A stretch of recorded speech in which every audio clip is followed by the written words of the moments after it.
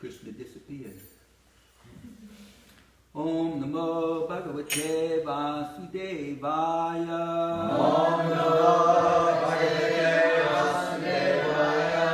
Om Namo Bhagavate Vasudevaya. Om Namo Bhagavate Vasudevaya. Om Namo Bhagavate Vasudevaya. Om Namo Bhagavate Vasudevaya. Narayanam Namaskritya. Narayanam Namaskritya. Naram Chaiva Narottamam. Naram Chaiva Narottamam. Devim Saraswatyam Vyasam. Devim Saraswatyam Vyasam. Vito Jayam Udiraya. Vito Jayam Udiraya. Jai Shishi Radha Radhakanta Shishi Gondidai Ki.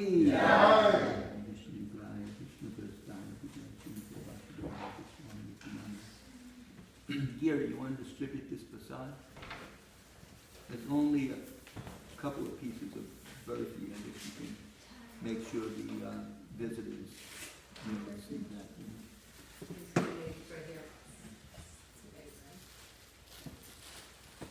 Okay, Srimad Bhagavatam, Canto 3, Chapter 12, Creation of the Kumaras in Evis. And text number 35 today, right? Yes. Okay. Chaturhotram Kama Tantram Chaturhotram Kama Tantram Chaturhotram Kamatantram. Upaveda Upaveda. Naya Naya. Saha Saha. Upaveda Naya Saha Upaveda Naya Saha. Dharmasya Dharmasya. Padas Padas. Chatvaras Chatvaras. Dharmasya Padas Chatvaras Dharmasya Padas Chatvaras. Thai Vamshrama Thai Vashrama. Vritaya Vidaya. Thai Vashrama Vityaha Thai Vashrama Vidaya. Chaturhotram Kamatantram Chaturhotram Kamatantram. Upaveda Nayai Saha Upaveda Naya Saha. Dharmasya Padas Chatvaras Dharmasya Padas Chatvaras. Thai Varshama Vityaha Thai Vashrama Vidaya. Chaturhotram Kamatantram Chaturhotram Kamatantram. Upaveda Nayai Saha Upaveda Naya Saha. Dharmasya Padas Chatvaras Dharmasya Padas Chatvaras. Thai Vashrama Vityaha Thai Vashrama Vidaya. Chaturhotram Kamatantram Chaturhotram Kamatantram. Upaveda Nayai Saha Upaveda Naya Saha. Dharmasya Padas Chatvaras Dharmasya Padas Chatvaras. Thai Vashrama Vityaha Thai Vashrama Vidaya.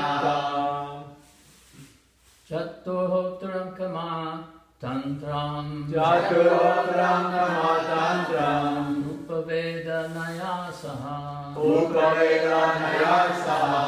Dharmasya Padas Chatvaras Dharmasya Padas Chatvaras. Tathaiva Shram Vitaya Thai Vashrama Vidaya. Chaturhotram Kamatantram. Chaturhotram Kamatantram. Upaveda Naya Saha. Upaveda Naya Saha. Dharmasya Padas Chatvaras. Dharmasya Padas Chatvaras. Thai Vashrama Vidaya.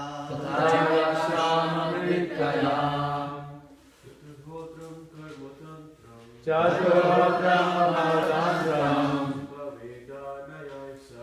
Upavedanaya saha. Dharmasya padachatvaras. Tathaiva sramavrittayah. Ladies? Chaturotram karmatantram. Chaturotram karmatantram. Upavedanaya saha. Upavedanaya saha. Dharmasya padachatvaras. Tathaiva sramavrittayah.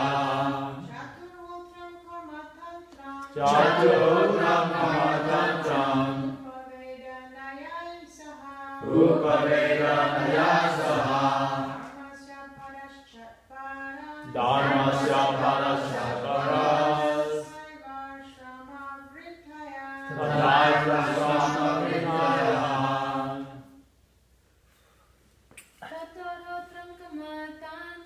Chaturotram karmatantram. Upavedanaya saha. Dharmasya padachatvaras. Tathaiva sramavrittayah. Anyone else? Want to do it? My Sanskrit is really bad. Slowly but surely. Take your time, it will come. Maybe not perfect, but we'll do it the best we can. Chatuhu. Chatuhu. 4. 4. Otram. Otram. Paraphernalia for sacrifice. Paraphernalia for sacrifice. Karma. Karma. Action. Action. Tantram. Tantram. Explanations of such activities. Explanations of such Such activities. activities. Upaveda. Upaveda. Supplementary to the Vedas. Supplementary to the Vedas. Naya. Naya. Biological conclusion. Biological conclusions. Saha. Saha. Along with. Along with. Dharmasya. Dharmasya. Of religiosity. Of religiosity. Padaha. Padaha. Principles. Principles. Chatvaraha. Chatvaraha. 4. 4. Tata eva. Tathaiva.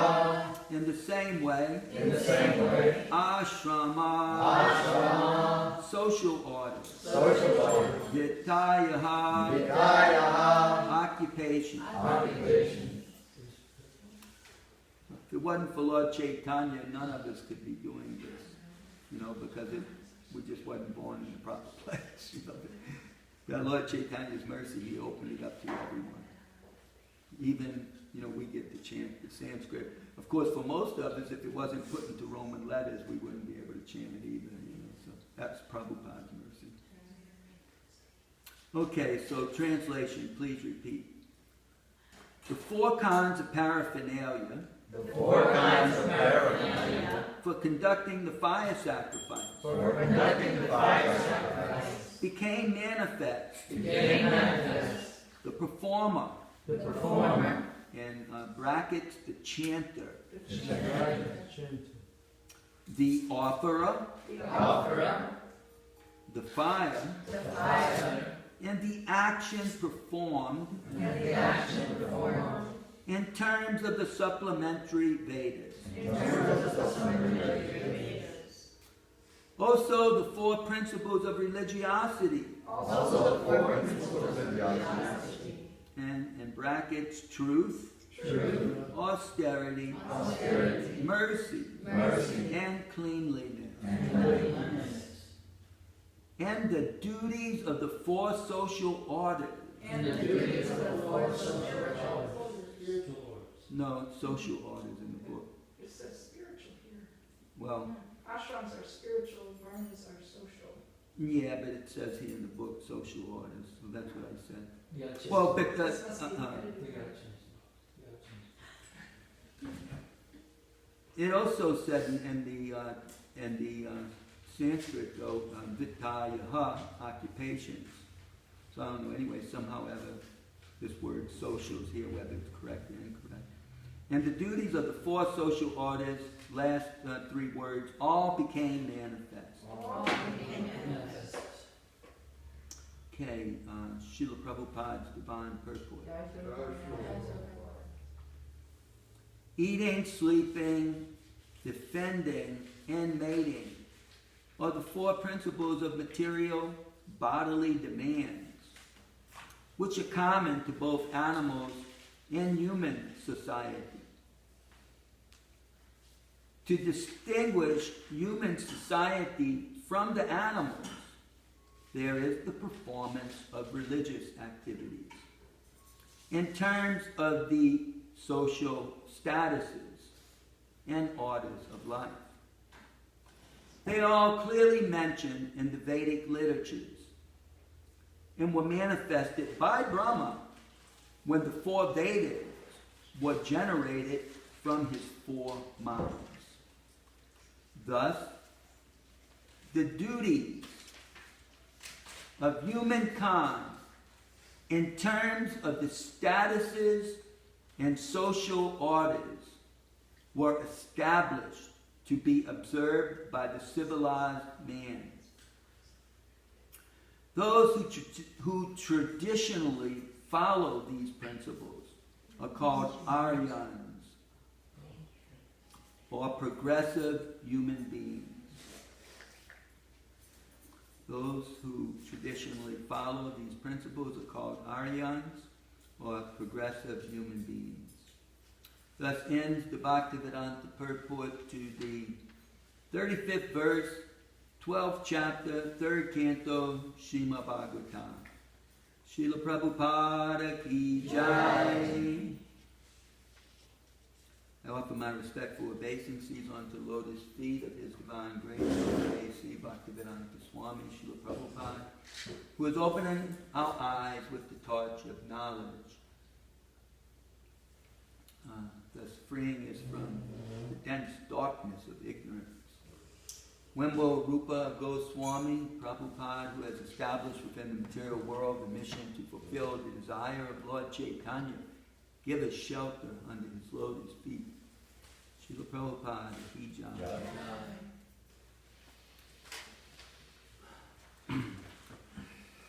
So the story has moved on, the creation of the Kumaras and others, and here we have Brahma first manifesting the Vedas from his mouth, and then the paraphernalia. It says 4 kinds of paraphernalia for conducting the fire sacrifice became manifested. The performer, obviously it has to be one of those, a performer, and brackets it says the chanter, because the mantras are chanted when offering oblations into the sacred fire. And the fire is also one of the elements. The fire has to be provoked. So we had the performer and we had the fire.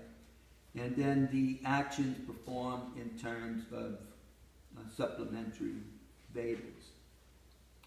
So not 100% sure of that other than the specifics of the rituals. And I thought that was to be found in the Rig Veda, but here it's stating that it's in the supplementary Vedas, which I believe will be better described in coming verses. Yeah, it'll be better described exactly what that is. Such as medical science, military art, musical art, architectural science, all these, if I have that correct, being part of the supplementary Vedas. And the purport, Srila Prabhupada, he states the 4 principles of human life and the life of all mammals: eating, sleeping, mating, and defending. And he, in the purport, he states that those who follow the teachings in the Vedas which is the system of varna and ashram, then they can become civilized in the sense that they don't become a disturbance in society. When, as a human being, when we act like the animals and just concentrate on eating, sleeping, mating, and defending, it tends to provoke all of the storage or baggage that we have with us from previous lives, all of the lust and greed and anger. You know, as a typical human being, unlike the animals, we're not as much controlled. The lion has its kingdom, and the monkey has its home, and you know, the insects have their domain, the reptiles have theirs. But as a human being, we can transgress beyond what is meant for a human being. What is meant for a human being is there in the Vedas in a system called Varnashram, where the Vedas designate human beings according to different occupations and spiritual status of life, and exactly what their quota is. And a human being is not meant to take more than that quota. But when we don't follow religious scriptures, when we don't follow the Varnashram system, then we tend to act is the supreme lord, practically speaking, is the possessor of, or as Prabhupada often states, is the lord of all we can survey. You know, all that we can bring under our possession, legally or illegally, depending on the degree of lust and greed. We tend to accumulate it and to hoard it and to divide it up and spend it for our pleasure, even if that means we take pleasure in helping some poor person. But it's for our sense gratification as well. So this is a materialistic life where people, they live in this type of mentality of enjoying the earth, enjoying space nowadays, whether it be in the form of fictional movies or in the form of actually going up there and thinking that, wow, now my life is complete.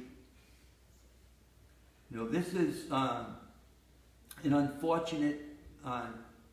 unfortunate human existence. They don't know what is going to happen at the time of death, just like an animal doesn't know what is going to happen at the time of death. But an animal is progressing upward. You know, Yamaraj doesn't even worry about them, meaning the Lord of Death, the person who judges a living entity after his death. He doesn't even worry about them because their progression is automatic. They haven't committed anything wrong. They're controlled by nature, that soul in those bodies, whether it be a tree, an insect, etc. They're simply progressing upward. But as a human being, we can make all types of mistakes. And a human being who acts like an animal is making a big mistake. And they're simply returning to the animal kingdom because they act like animals. You know, that's their desire. That's what they want. What do we expect that they're going to remember and desire at the time of death?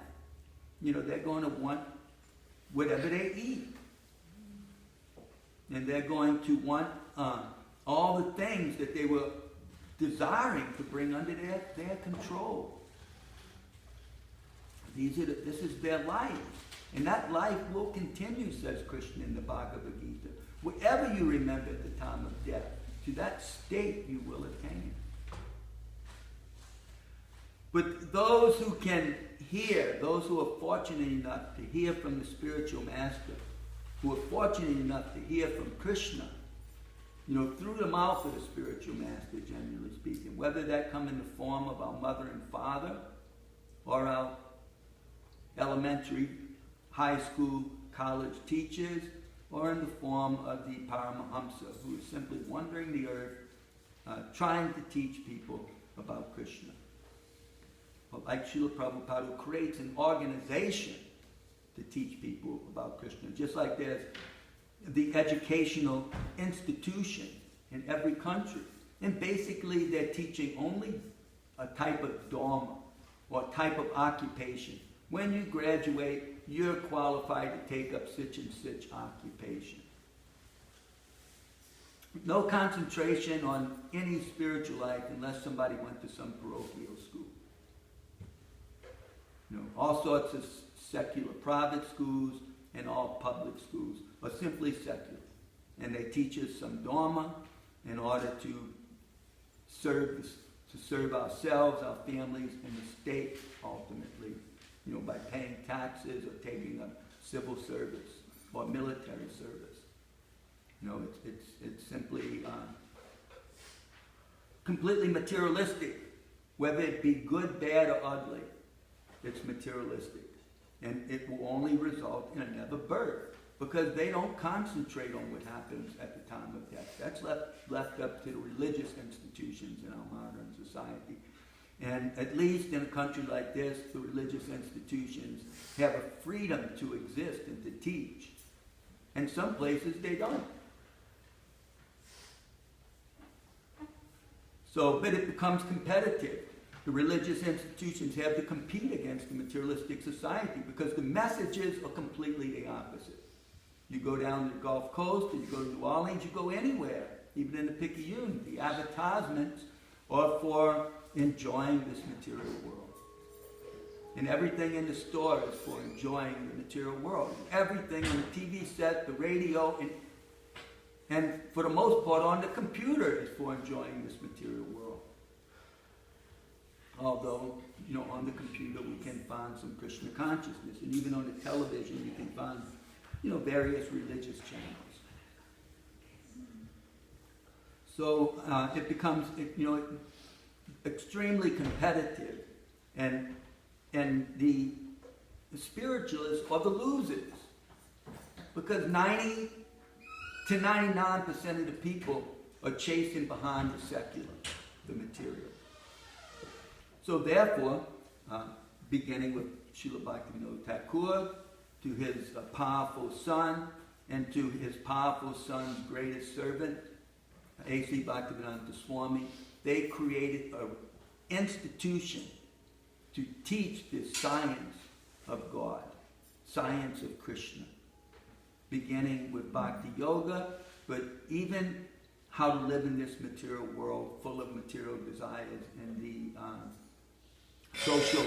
social order of an ashram. And that way everybody can learn to really enjoy life. Because after all these materialists, they just are wanting to enjoy life. And we know because we were probably materialists. We just wanted to enjoy life. But we don't know how to enjoy life. Srila Prabhupada is teaching how to enjoy life. Nobody can enjoy life out of harmony from the Supreme Enjoyer. Who can enjoy life as a kid if you're out of harmony with your family? Ultimately, you run off and you don't know how much you're going to get exploited. You learn how to exploit others.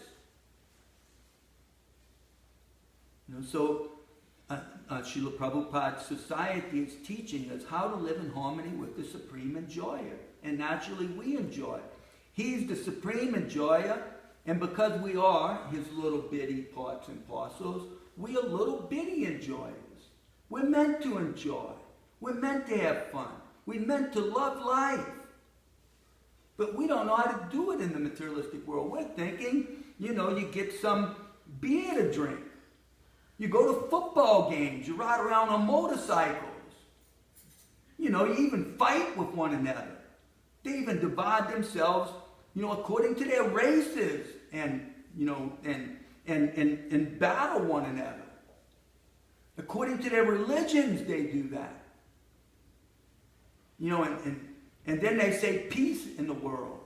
Peace in the world while they're all trying to enjoy each other.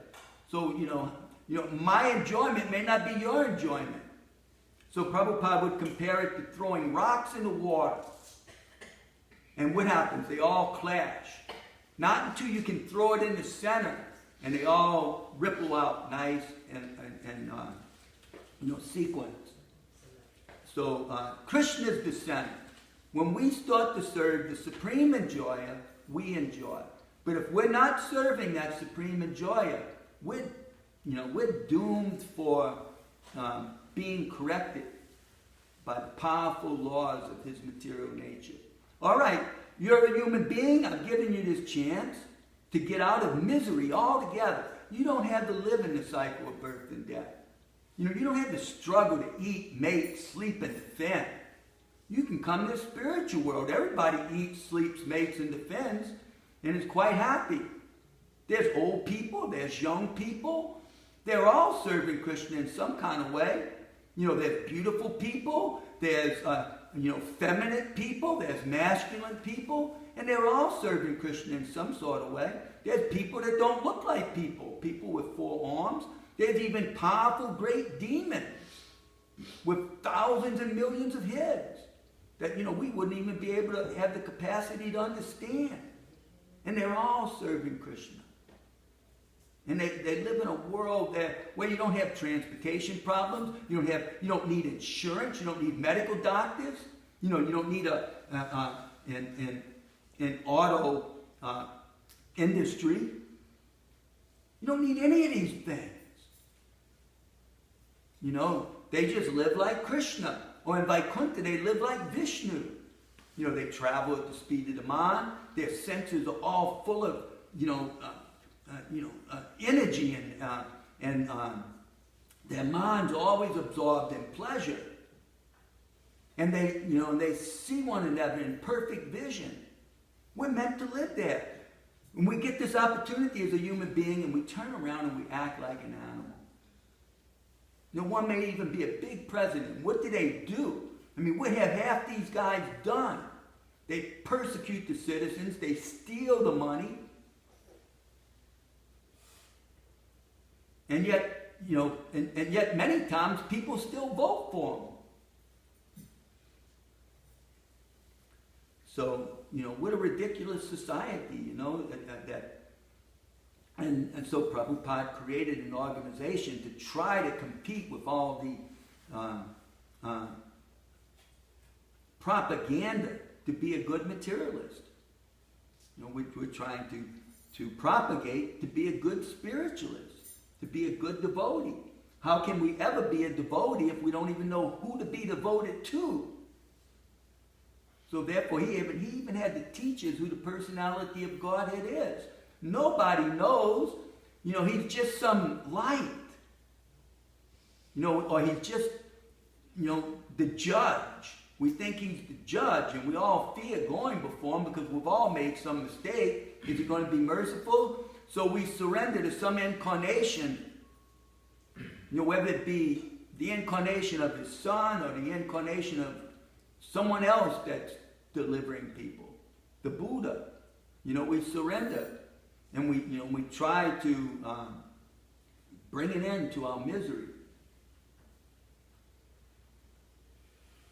But, how successful people have been remains doubtful because they're always making mistakes. That just we think the presidents are bad. How many of the ministers have fallen down?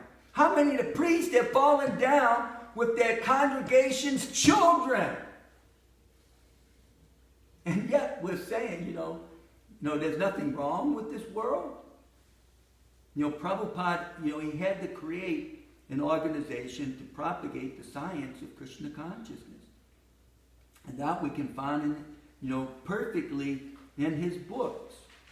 And even though we may be imperfect, if we just associate with the perfect, in due course of time, we can become perfect. We can become purified. We'll move on to a higher destination. Beyond a doubt, our destination will be higher until we eventually go back home to Godhead.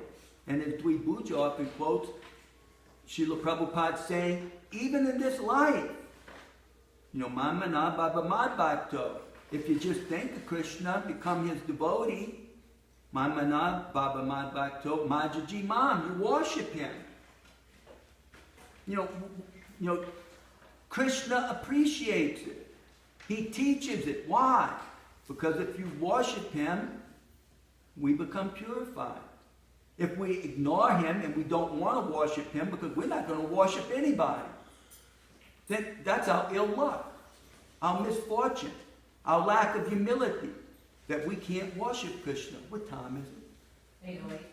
808. 8:08? Okay, we'll try to sum this up real quick. That's our destiny, is to worship Krishna. The people in Vaikuntha worship Vishnu. The people in Goloka, they don't worship Krishna formally because they love him too much. They worship Vishnu. You know, Krishna is just the connoisseur of their eye, of their mind. They can't get free from him because they love him so much, even though he may play tricks on them. I mean, what would Mother Yasoda be thought of by some people today for tying up a child because he did something wrong? But it wasn't that she was not a liberal person. He did a lot of things wrong. I mean, what if your kids did it? Come in and just bust up everything in the house? I mean, tear it up. Even Lord Chaitanya did it. Just think if you had to be Mother Sachi's servant, like, what was his name? Ishan. What a wonderful soul. All he was a domestic servant in somebody's house. And they were poor Brahmins. They weren't rich people or well-to-do people. They weren't Vaishyas or Kshatriyas. They weren't, you know, the royal priest of some big kingdom, some big state or community. They were, you know, poor Brahmins. But they had their servant was Ishan. But Ishan's good luck was he was the servant in the house of Sachi Mata and Jagannath Mishra. And their child was the Supreme Personality of Godhead. So day after day he would see these pastimes and many times have to clean up after Nimai. Even as a teenager, sometimes Nimai would have a fit because something wasn't right. And he would destroy everything in the house. And Sachimata would be fearful. Her husband had even passed away. What was she to do? All she could think about was when he calmed down was to go to him and try to talk to him. Well, my son, what are we going to do now? You've wrecked everything. How are we going to eat tonight? You know, Nimai would do some miracle. You know, he'd look at it. Don't worry, Mata. And he'd go out and he'd come back with a lump of gold. And then she would worry, where did he get it? Is it just through mysticism? How did he get it? And so she would go around to the shops and say, look at this gold, and if you know where it comes from, tell me, you know. If it belongs somewhere else, then just take it. But nobody knows. It's your gold. We don't know where it comes from. And so they would go on living. So Nimai, you know, Ishan would witness all this. Who cleaned up the house along with Sachimata? Ishan. He witnessed these things every day. So it wasn't that Mother Yasoda wasn't liberal. There has to come a time when the child has to be punished. And so she did that. Even Jagannath Mishra had to do that. Everybody coming to his house. Nimai, I'm doing my gayatri in the water, and your son comes underneath and pulls my legs out. And then I get up and he spits water in my face. And this is his uncle. It's an adult. He's a kid. And then he's going up to the girls and throwing these seedy, like, you know, even here in the Taliban, you get these seeds that if they stick on your clothes, it's hard to get them off. What to speak if they stick in your hair. And he would take them and throw them in the girl's hair. And sometimes he'd even go up to a baby and squirt some water in there, and the baby would cry with an earache. And so they all go to Jagannath Mishra and they say, Nimai's doing this. And the girls go to Sachimata and they say, Nimai's doing this. We were preparing for our worship of Goddess Durga to get a good husband, and Nimai comes up and takes everything and says, marry me. Is that right? We told him we're going to report you to the prince or to the king. But we're coming here first to you, Satimata. You have to do something to correct him. And so Jagannath Mishra became so infuriated, he ran down to the Ganga with a stick. And Nimai knew it was happening, so Nimai told his friends, when he gets here, tell him I'm not here. So he goes home a different way. And he drives off by his mystical power. See how Krishna uses his mystical power, not to control people to get their money, but he uses it to enjoy his pastime. So he drives off. And he gets ink all over his body like he was working at school real hard. And he comes home, and he walks in the door, and he's got his books, and his mother says, Nimai?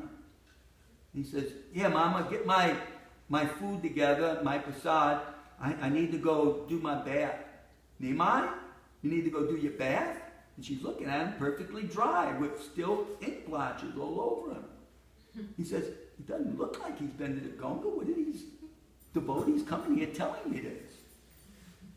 He hadn't even been there. And so Jagannath Mishra gets down to the Ganga and he starts asking the boys, where's Nimai? Well, he hadn't come, Mishra Prabhu. He hadn't come. You know, and he's going around looking for him. He's infuriated. All the kids are trembling. And so he gets frustrated. He goes home. There's Nimai. And he looks at him. He says, he's not wet. He doesn't look like he's been to the Ganga. Look at him. He looks like he hadn't even taken his bath yet. He's coming from school. What's going on here? And so then all the people come back to the house and say, look, Mishra Prabhu, don't worry about it. We love Nimai. You know, we just had to tell you this, but really, please, just cool down. We love your son. You know, we don't know what we would do without your son. So that's how it is in Vrindavan and in Navadvip. You know, Nimai or Krishna, they're not thought of as the Supreme Personality of Godhead. They're just a person's dearest, most friend or lover or child. Even if we're just the aunt or the uncle, it's our child.